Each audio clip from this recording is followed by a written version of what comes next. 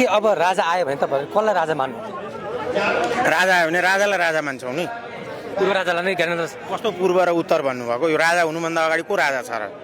तपाईँको प्रश्नमा राजा कसलाई मान्नुहुन्छ भने कसलाई मान्ने त? तपाईँलाई मान्ने त? तपाईँलाई त तपाईँको साथीले मान्दैन, तपाईँको गर्लफ्रेन्डले मान्दिन, तपाईँको श्रीमतीले मान्दिन। सबैले मानेको मान्छे को हो त यो देशको? पृथ्वीनारायण शाह हो नि।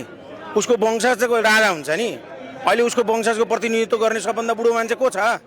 राजा त सबभन्दा जेठो हुन्छ नि। यो त तपाईँहरूको प्रश्नै गलत छ। सो त बदर भयो, यो प्रश्नै बदर भयो। जस्तो दुईपट्टिसम्म त राजा भगा हुने त, खोइ त उ बेला केही पनि गर्न सकेन नि त उहाँले पनि। तपाईँले के गर्नु पर्यो? तपाईँ त्यसै बर्डन ठुलो हुनुभयो, तपाईँको बाउले केही नगरी यत्रो हुनुभयो, तपाईँको आमाले केही नगरिकन तपाईँ यत्रो हुनुभयो। के प्रश्न गर्दै हुनुहुन्छ तपाईँ? यत्रो देश तपाईँ 4 आना जग्गा जोड्न सक्नु भएको छ अहिलेसम्म? 1,47,181 वर्ग किलोमिटर क्षेत्रफल हो। त्यो भनेको कति हो हेक्टर हो थाहा छ? थाहा छ तपाईँलाई? तपाईँ जीवनकालभरि काठमाडौँमा 4 आना जग्गा जोड्न नसकेकोले भौतारिएर हिँडेको होइन यो माइक बोकेर?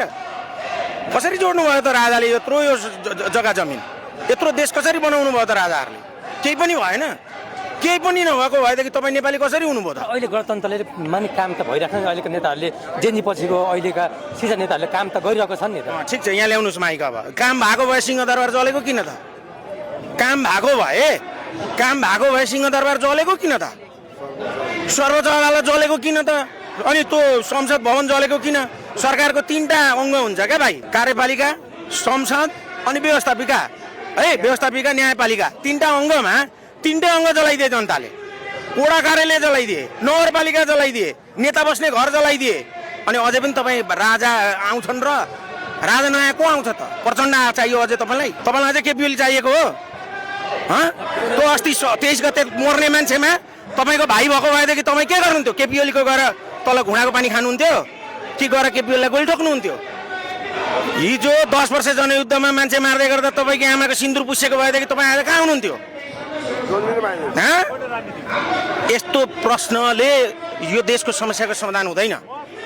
तपाईँले पृथ्वीनारायण शाहको उपदेश पढ्नु भएको छ? पृथ्वीनारायण शाह को हुन् थाहा छ?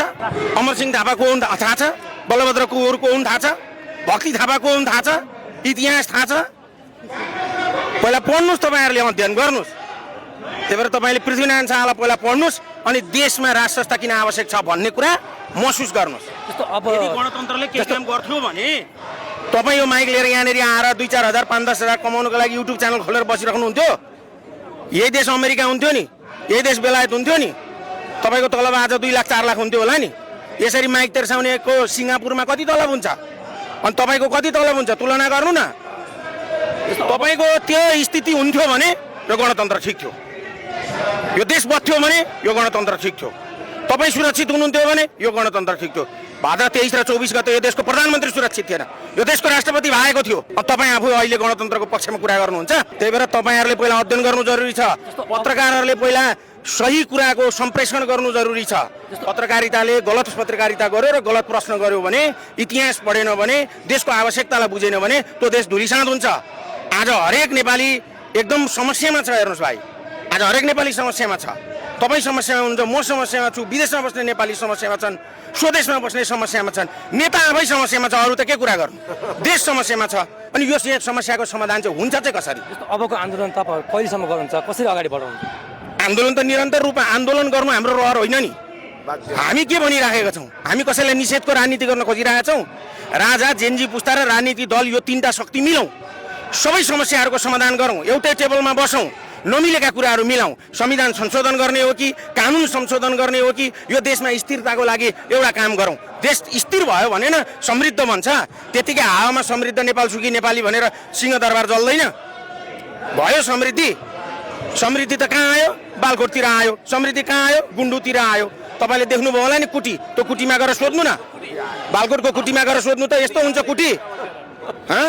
हो। अब कहिलेसम्म आन्दोलन भने जहिलेसम्म यो देशको समस्याहरूलाई एक ढिक्का भएर नेपाली एक ठाउँमा आउने कसरत गरिँदैन, त्यो स्थिति ल्याइँदैन, तबसम्म आन्दोलन। जबसम्म तपाईँ सुरक्षित हुनुहुन्न तबसम्म आन्दोलन। तपाईँले पनि तपाईँको घरमा आन्दोलन गर्नुहुन्छ। एक दिन बाउले भात खान दिएन भने तपाईँ आन्दोलन गर्नुहुन्न? हिजो केटाकेटीमा के गर्नु? जनता भनेका सरकारका के हुन् त भन्दाखेरि सन्तान जस्तै हुन्। हामीलाई चित्त बुझेको छैन भने हामी सडकमा आउँछौँ। हाम्रो पनि माग सम्बोधन गरिनुपर्छ, जेन्जीको पनि माग सम्बोधन गरिनुपर्छ। अन्ततोगत राजनीतिक दलले नै हो लोकतन्त्रमा शासन गर्ने। राजा हामीले स्थायित्वको लागि खोजेको होइन, हाम्रो इतिहास हो, हाम्रो गौरव हो, हाम्रो धर्मको रक्षक हो, हाम्रो जमिनको रक्षक हो, हाम्रो जमिनको संरक्षक हो, जमिन बनाएको मान्छे हो होइन भनेदेखि उसलाई हामीले सम्मान गर्न जान्नुपर्छ। जसरी तपाईँको घरमा तपाईँको पिताको सम्मान हुन्छ त्यसै गरी देशमा राजाको सम्मान हुन्छ। र तपाईँहरूले अहिले पनि म तपाईँहरूलाई विनम्रतापूर्वक अनुरोध गर्छु, पूर्व राजा, उत्तर राजा, पश्चिम राजा, दक्षिण राजा भन्न छोड्नुहोस्। राजा राजा हुन्छ। बुझ्नुभयो? बाघ बुढो भयो भनेदेखि पूर्व बाघ पश्चिम बाघ भन्नुहुन्छ र भन्नुहुन्न नि हो। त्यस कारणले गर्दाखेरि तपाईँ हामीले सही के त समाधानतिर लाग्यौँ भनेदेखि यो देश यति छिटो विकसित हुन्छ र यो दक्षिण एसियाको र एसियाकै सबैभन्दा सुन्दर देश बन्छ, समृद्ध देश बन्छ। हामीसँग अपार सम्भावना छ। त कहिलेसम्म यस्तो भइराख्ने? हामी पनि तपाईँलाई प्रश्न गर्छौँ, यस्तो कहिलेसम्म हुने? तपाईँहरूले पनि आवाज उठाउनुहोस् न, प्रचण्डलाई सोध्नुहोस् न, कहिलेसम्म तपाईँको गणतन्त्र त गइसक्यो त। तपाईँको राष्ट्रपति भागो, तपाईँ भाग्नुभयो, सबै भागो, सबै जल्यो, अनि अझै पनि ठुल्ठुला कुरा गरेर जुङ्गामा ताउदिने, हिन्दीमा भाषण गरेर तेरा मेरा भन्दै सियर ठोक्ने, पुरा शेरबाज हुने। अब के ज्यानभन्दा बाँकी ठुलो कुरो के हुन्छ? त्यही ज्यान पनि गुमाउनु छ र उहाँहरूलाई? अब त्यही पनि ज्यान पनि गुमाउनु छ। त्यस कारणले गर्दा सम्पूर्ण रूपमा कम्प्लिट सोल्युसनमा जानु पर्यो क्या भाइ होइन। हिसाब कति बेलासम्म गर्नुहुन्छ? जबसम्म उत्तर निस्किँदैन। हामी कति बेलासम्म सङ्घर्ष गरिरहेछौँ? जबसम्म यो देशमा राज संस्था, हिन्दू अधिराज्य होइन, त्यहाँ पछाडिबाट गएर जननिर्वाचित सरकार हो। दुई पिलर सिस्टमबाट छ, संवैधानिक राज संस्था र बहुदलीय प्रजातन्त्रको जुन धारणा थियो त्यो धारणाबाट जबसम्म नेपाल बग्दैन तबसम्म यस्तो भइरहेको छ। तर अहिलेको सरकारले त धक्का दिइरहेको छ नि त। तपाईँलाई थाहा छैन? हिजो भर्खर दुर्गा परसाईले गएर 31 बुँदे माग प्रधानमन्त्रीले राख्नुभएको छ, तर उहाँले त्यो माग सुन्नाइ होला कि नहोला तपाईँ विचारमा के लाग्छ? त्यो सुनवाई होस् नहोस् हामीलाई मतलब भएन। दुर्गा परसाईको के माग छ, कसो छ, राजतन्त्र चाहियो भन्ने माग एकातिरको कुरो हो होइन, राजाको कुरो एकातिरको कुरो हो। बुझ्नुभयो नि? राजाको कुरा एकातिरको कुरो हो, माग एकातिरको कुरो हो। दुर्गा परसाई एउटा व्यक्ति हुन्। राजा भनेको समग्र देशको छाता हो क्या। तपाईँ समग्र देशको, म छाताको विषयमा कुरा गरिरहेको छु, तपाईँ म समग्र रुखको कुरा गरिरहेको छु, पिपलको बोटको कुरा गरिरहेको छु, तपाईँ एउटा पातको कुरा गरिराख्नु भएको छ क्या। यसरी त तपाईँले गर्ने प्रश्नै मलाई त चित्त बुद्धो लागेन क्या भाइ। मैले त तपाईँलाई धेरै, म त वर्षको त दिनको के अरे वर्षको त 10,000 विद्यार्थीलाई पढाउँछु, तपाईँलाई पनि एकचोटि मैले पढाउनु पर्ने जस्तो देखियो। क्लास लिएर आउनुहोस् बिहान 6:30 बजे मेरो। बुझ्नुभयो? धेरै कुरा सिकाउँछु, अनि त्यो सिकिसके पछाडि तपाईँले प्रश्न गर्न सक्नुहुन्छ। म रुखको बारेमा कुरा गरिराखेको छु, म जङ्गलको तपाईँ बुटोको कुरा गरिराख्नु भएको छ। कहाँ तपाईँ दुर्गा परसाईको कुरा ल्याएर जोड्नुहुन्छ होइन? त्यो कुरा चाहिँ नि यस्तो छ, दुर्गा परसाईले आन्दोलन गर्नुभएको छ, राज संस्थाको मुद्दालाई अगाडि लिएर आउनु भएको छ, अहिले जनमत सङ्ग्रह भन्नुभएको छ। राजा आउने विभिन्न तौर तरिकाहरू हुन्छन्। जनमत सङ्ग्रहबाट पनि ल्याउन सकिन्छ, आन्दोलनबाट ल्याउन सकिन्छ, सेनाको ओभरटेकबाट ल्याउन सकिन्छ होइन, विदेशीहरूको दबावमा ल्याउन सकिन्छ। तीमध्ये एउटा तरिका उहाँले भन्नुभएको, तर जनताले त्यो तरिकालाई मन पराएका छैनन् होइन। हामी राजावादीले त्यो तरिकालाई एक्सेप्ट गरेका छैनौँ। स्वयं राजाले एक्सेप्ट गर्नुभएको छैन जस्तो मलाई लाग्छ। स्वयं राजनीतिक दलहरूले एक्सेप्ट गरेको छैन। जनमत सङ्ग्रह गर्नको लागि अहिलेको संविधानको 2/3 बहुमत चाहिन्छ। अब संविधानको संसदै छैन अनि के कसरी ल्याउनुहुन्छ त 2/3 बहुमत? कसरी जनमत सङ्ग्रह हुन्छ त? अनि दुर्गा परसाईले कोही कोर्टको खल्तीबाट ल्याएर घोषणा गरिदिने त? उहाँले पनि झापामा लगेर राजालाई लिएर गएर त दीप बालेका हुन् नि एक त।